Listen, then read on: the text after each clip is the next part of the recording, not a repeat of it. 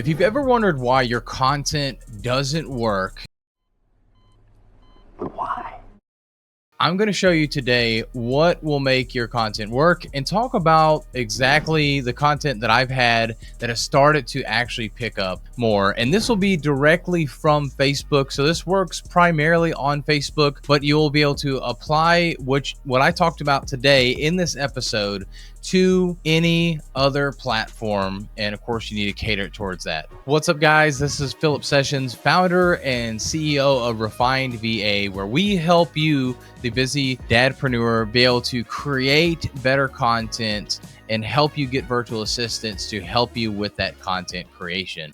And in today's episode, we're going to talk and dive into some of my content, and I'm going to give you my insights on why I chose this content and what actually made this content perform better than a lot of the other content. And so in today's episode as well, we're going to dive into just static post or text and picture based posts and not reels. We're going to do another episode on that, so make sure you check that one out when that comes out, and that should be shortly after this video. So, but before we dive into that, what's the importance of making sure that our content does well? Because you see a lot of people, especially if you're on Facebook a lot like I am, that they'll just post the most random stuff. And while there's things to that, boosting the algorithm, making sure that your name gets out there in front of people, and so that's kind of gamifying the system. A lot of people see it, but you're not necessarily bringing in the right eyeballs.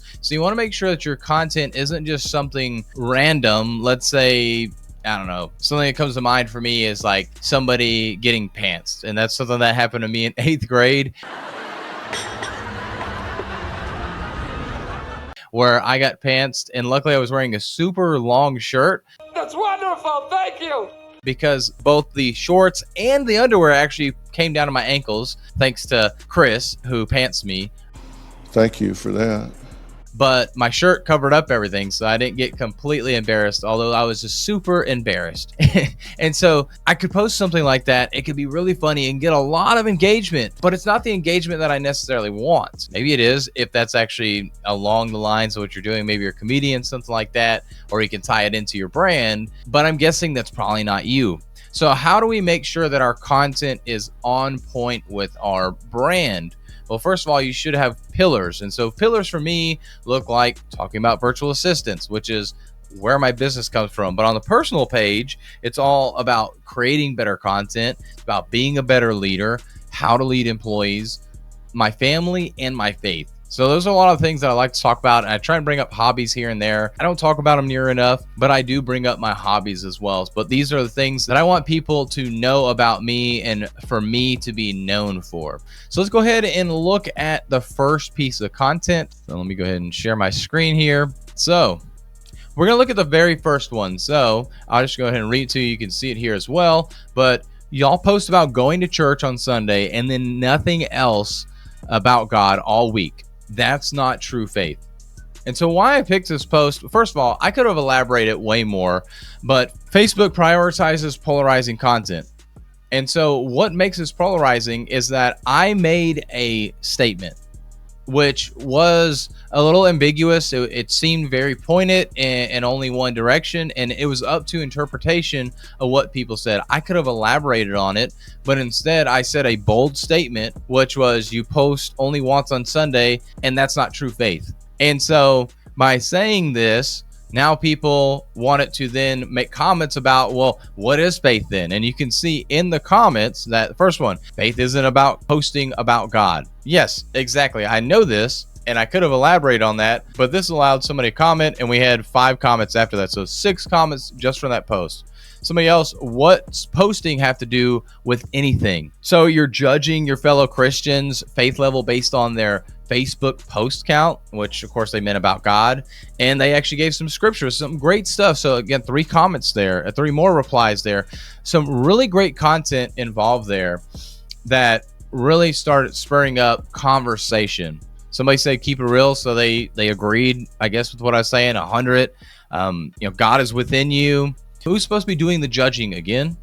And so all these comments that really seem to be against what I was saying, but one of my pillars is talking about my faith. And so by having this post, I was talking about my faith, and I was being very polarizing because I made a clear statement. It wasn't super clear. I could have elaborated on it, but I made something real quick. And just to give you the insight, so you can see there, 37 comments. Well, here again, 39 reactions, 36 comments, 1 share. It got almost 2,000 views and reached almost 1,000 people. So there was a lot that went on with that post because of me stating one particular thing and being a bit polarizing with that. The next post was actually another faith-based one. It says, you pray for a Proverbs 31 wife without being an Ephesians 5 man. It starts with you, brother. So here I am calling out men specifically and talking about faith. So again, very polarizing.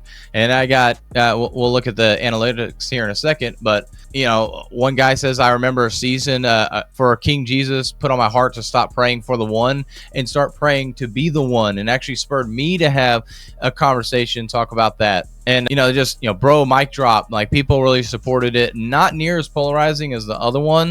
I think it was less confrontational, less judgmental as what people took it as, although it still was like, hey, look, you know, I'm calling you out on this. And so the insights here, I only got 1,100 on that, so it wasn't near as confrontational. So you can see more confrontational, more views and reach on that. Actually, reach was fairly close to the same, but the views were down quite a bit. Reactions a little bit higher and comments a little lower, but actually had somebody save this as well, which is interesting. And a lot of this was based on my followers, but there were some non-followers. Actually, going back real quick, so there was actually more non-followers on the first one that actually looked and commented on this and everything. The third one was actually a picture post. So I talked about me and my kids, you know, leading at home, and, you know, but still raising the kids with truth and everything. And I talked about that and got quite a bit of engagement. There's definitely people that were more from my church, like just said amen.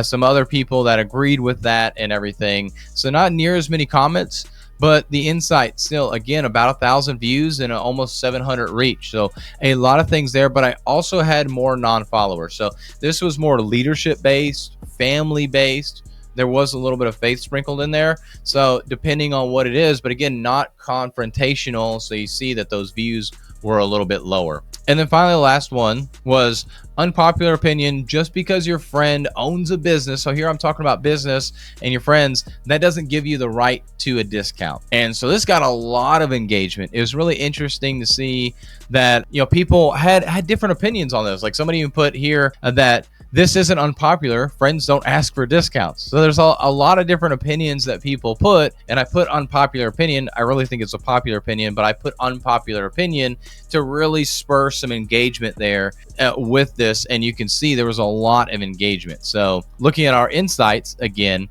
we had almost 2,600 views on this. 1,400 people we reached, and then we had almost 25% non-followers see this. And so we had 86 reactions, 37 comments, and 4 shares on this. So a lot more engagement because, again, I was stating an opinion, a very firm fact that then had people wanting to create their opinion around that. And so by doing this, it allows you to be able to be opinionated, but by creating these opinions and creating what you're going to just say is your facts, your truth, allows people to then formulate their own opinion. And especially on Facebook, really social media in general, people like to argue for some reason. People want to say their 2 cents. So by you expressing and sharing your 2 cents first allows them to be able to express theirs. But the great thing is that then it separates you. So me talking about my faith and standing firm on things allows me to be able to share more about that, have more people talk about it, which is something I want.